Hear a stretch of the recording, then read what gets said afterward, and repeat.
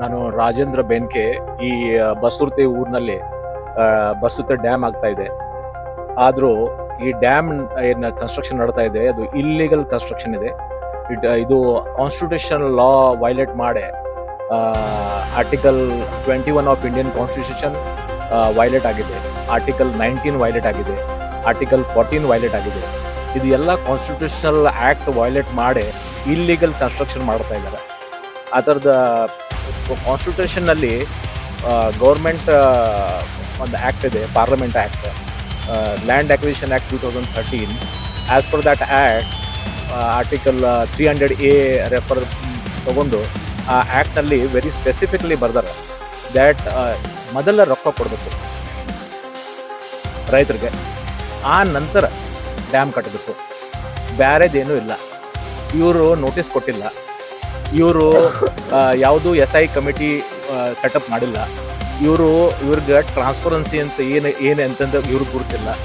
ಆ ಆ್ಯಕ್ಟ್ ಒಳಗೆ ಟ್ರಾನ್ಸ್ಪರೆನ್ಸಿ ಅಂತ ಒಂದು ವೆರಿ ನೆಕ್ಸ್ಟ್ ವರ್ಡ್ ಇದೆ. ಆ ಟ್ರಾನ್ಸ್ಪರೆನ್ಸಿ ಯಾರು ಏನು ಅಂತ ಏನೂ ಇದ್ದಿಲ್ಲ. ಏನು ಕಾಂಪನ್ಸೇಷನ್ ಯಾವಾಗ ಕೊಡ್ತಾರಂತ ಏನೂ ಐಡಿಯಾ ಇಲ್ಲ. ಇವ್ರು ಫಾರ್ಮರ್ಸ್ ಭಾಳ ಸಲ ಡೆಪ್ಯೂಟಿ ಕಲೆಕ್ಟರ್ ಹತ್ರ ಹೋಗಿ ಅಲ್ಲಿ ಭಾಳ ಸಲ ಭಾಳ ಹೋಗಿ ಅಲ್ಲಿ ಧರ್ನಾ ಕೊಟ್ಟಿದ್ರು. ಡೆಪ್ಯೂಟಿ ಕಲೆಕ್ಟರ್ ಸ್ವತಃ ಅವ್ರು ಹೇಳಿದ್ರು ನೀವು ಫಾರ್ಮರ್ಸ್ ನೀವು ಅಲೌ ಮಾಡಬೇಡ್ರಿ ಅಂತ ಕಾಂಟ್ರಾಕ್ಟರ್ಗೆ. ಅವ್ರು ಹೇಳಿದ್ರ ಸಹಿತ ಪೊಲಿಟಿಕಲ್ ಪ್ರೆಷರ್ ಅಥವಾ ಏನೂ ಗುರುತಿಲ್ಲ ಇವ್ರಿಗೂ. ಅವ್ರ ತುಂಬ ಫಾಸ್ಟ್ ಡ್ಯಾಮ್ ಕೆಲಸ ನಡೆದಿದೆ.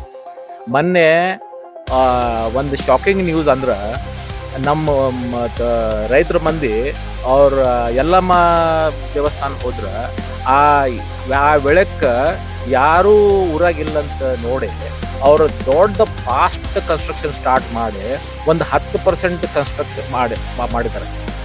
ನಮ್ಮ ದುಡ್ಡು ಕೊಟ್ಟಿಲ್ಲ, ಆದರೂ ಕಾಂಟ್ರಾಕ್ಟರ್ಗೆ ವರ್ಕ್ ಆರ್ಡರ್ ಕೊಟ್ಟು RA ಬಿಲ್ ಕೊಟ್ಟ ಅಥವಾ ಏನು ನಮಗೇನು ಐಡಿಯಾ ಇಲ್ಲ.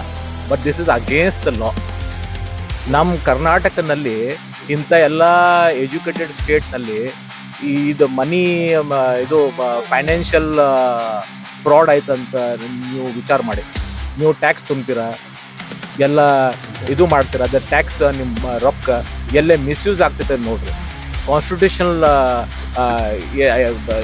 laws violate adra, it is a very very serious matter. We will be going to the High Court or Supreme Court, and we hope that the government of Karnataka take action.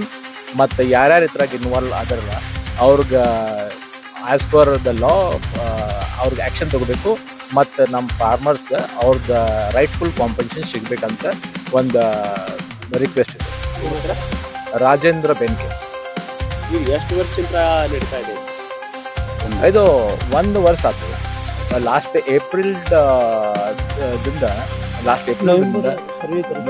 ನವೆಂಬರ್ನಲ್ಲಿ survey ಆಯ್ತು.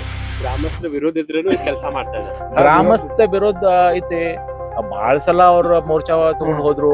ಅವ್ರು ಏನಾರ ಸುಮ್ಮನೆ promise ಕೊಟ್ಟರು. ಅದ್ರಾಗ ಲಾ ಒಳಗೆ ಭಾಳ clear cut ಇದೆ. ನೀವು ನೆಕ್ಸ್ಟ್ ಕೋರ್ಟ್ ಏನ್ ಮಾಡೋದು? Obviously we have no other option. ಯಾರು ಆಪ್ಷನ್ ಇಲ್ಲ. ನಾವು ಹೈಕೋರ್ಟ್ ಹೋಗ್ಬೋದು. Under article 226 of Indian constitution we have got right to go to the high court, ಅಥವಾ we can go to the supreme court under 32. Thank you.